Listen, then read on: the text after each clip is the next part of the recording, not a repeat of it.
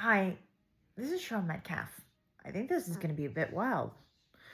So, Jake Gyllenhaal, who I found out is the son of Stephen Gyllenhaal, who looks like he could be my Aunt Sandy's male twin, dated Kirsten Dunst, who was in Little Women. And there was Little Women 1994. My name means Little Womanly One. She also dated Garrett Hedlund, who played the guitar in Country Strong, and YouTube showed me that I had the guitar that he played. I still have the guitar, but now it's destroyed. My son destroyed it in a fit of rage. So this gets weird. So one of my relatives might have dated Kirsten Dunst. She was in Little Women. My name means Little Womanly One. And then Garrett Hedlund dated her too. And he was in Troy with Brad Pitt, who was in Interview with the Vampire with Kirsten Dunst. So, yeah, this thing kind of gets out there. And they kept bringing up Brad Pitt's movies on my feed, too. Troy, Legends of the Fall, which Hillary would put on when I was over at her house, Hillary Jones' house. And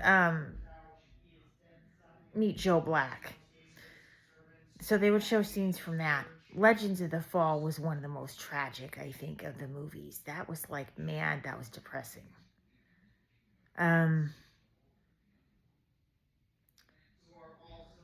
then they were showing recently the scenes from Interview with the Vampire, and my first grade teacher was Mrs. Rice, and Anne Rice wrote Interview with the Vampire. And they kept showing the scene where Claudia and Louis get held captive.